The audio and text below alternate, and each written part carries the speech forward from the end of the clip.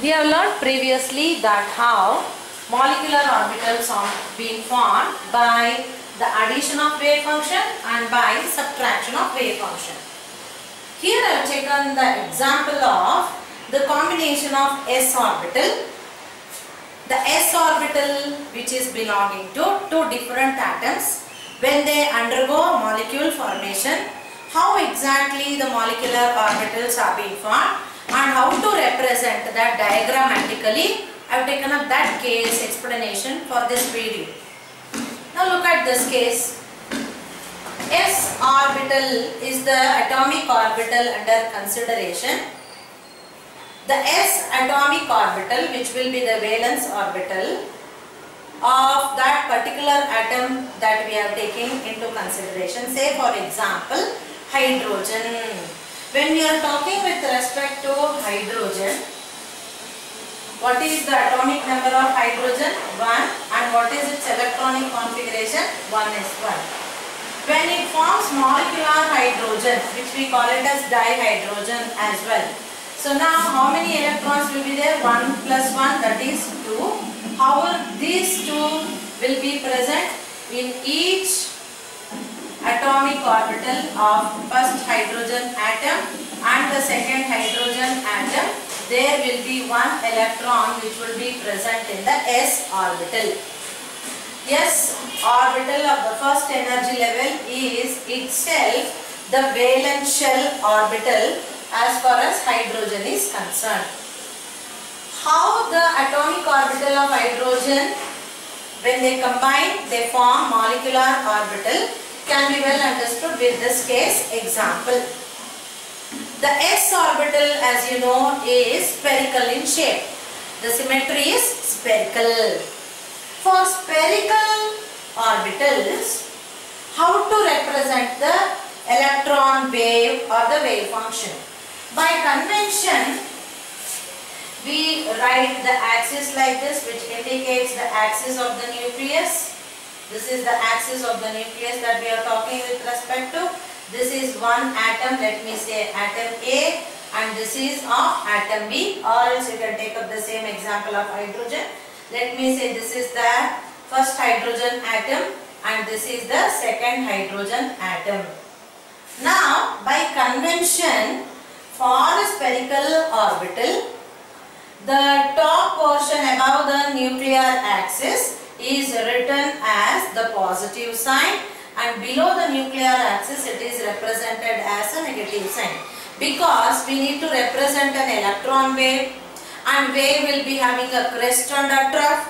So this portion is considered as a crest for a spherical orbital or the s orbital, and this portion is represented or understood to be the trough, which is indicated with a negative sign. A similar kind of representation is done for the second atom of hydrogen as well, or which we can say it as an atom B. Now, they can undergo overlapping in the linear combination either by in phase or out of phase, both of the probability. So now, let us say they are undergoing in phase overlapping. The crest overlaps, the trough overlaps. Therefore, what happens? We have learned that when there is in phase overlapping, there is addition of psi function, psi A plus psi B.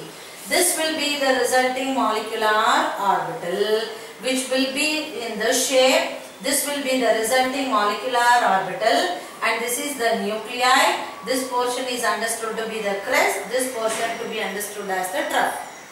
Now this is forming a bonding molecular orbital.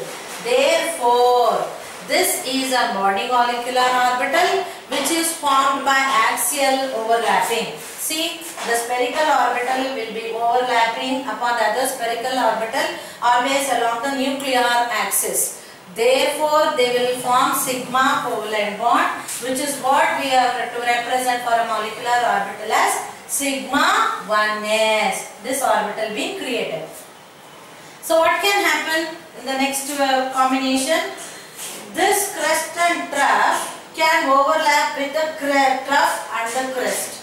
That means the crest overlaps with the trough. Same here, the crest overlaps with the trough. then we say it results in the formation of an anti-bonding molecular orbital because it is out of phase overlapping, and the wave function to be subtracted. This orbital is formed by subtraction of wave function psi A minus psi B. Now this would be the shape of the molecular orbital that would be formed. This is the nuclei of this atom A and atom B. This portion considered to be the crest, this portion considered to be the trough. Because they are having like charges in the nuclei, they get repelled each other, therefore the shape differs. Another important point, the anti-bonding molecular orbital, in this, the probability of finding the electron density is more away from the nuclei than between the nuclei. Because the electron density is less between the nuclei, these two are having a shape like this. Their nuclei are getting repelled. So therefore, this is how the shape of the S atomic orbital, they overlap, resulting in the formation of anti-bonding molecular orbital, which has to be represented as, because it is axial overlapping, sigma, and asterisk because it is an anti-bonding molecular orbital, and it is 1s energy level orbital. Now how to write that for energy level diagram? This is the shape of the orbitals that we have written, shapes of the molecular orbital formed by addition of wave function and subtraction of wave function. Now here I have written and shown you the energy level diagram to be written for this. See, this is the 1s energy level of atom A, and this is for 1s energy level of atom B. Now these two 1s atomic orbital will overlap. So two atomic orbitals are overlapping, two molecular orbitals will be the product obtained. Because as many number of atomic orbitals overlap, so many number of molecular orbitals product will be formed as per the postulates given by Hand and Mulliken. Now, of the two molecular orbitals that are being formed, one will be sigma 1s, another one will be sigma asterisk 1s. That means sigma 1s means it is bonding molecular orbital, bonding molecular orbital, and one more is anti-bonding molecular orbital.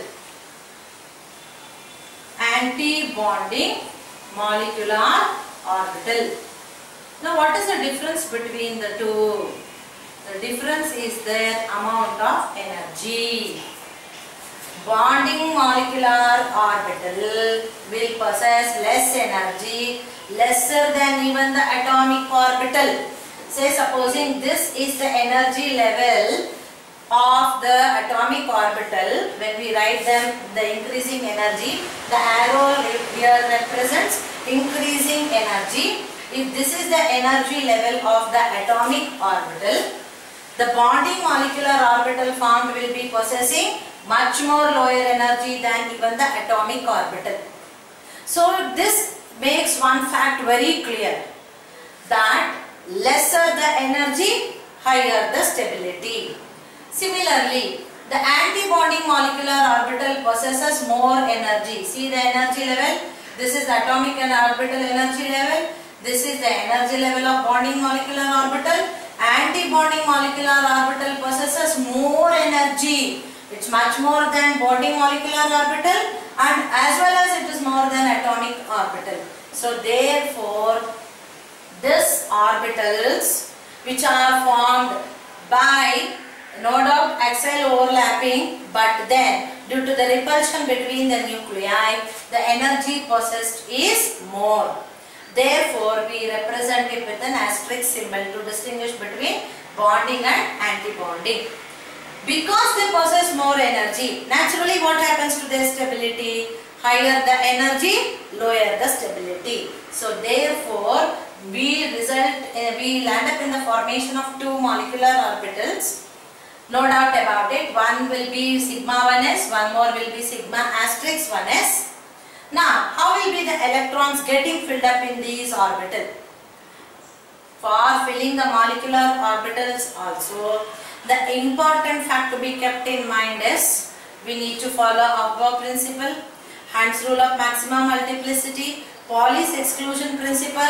All of these things holds good, like how we write an atomic orbital keeping in view all of these points. Similarly, to write a molecular orbital also, we need to apply all of these rules and then we'll need to write the configuration. Now, let me just show you how to fill in these two electrons. Why two electrons? As I have already told you, the two atoms of hydrogen participating. How will be the electrons entering into them?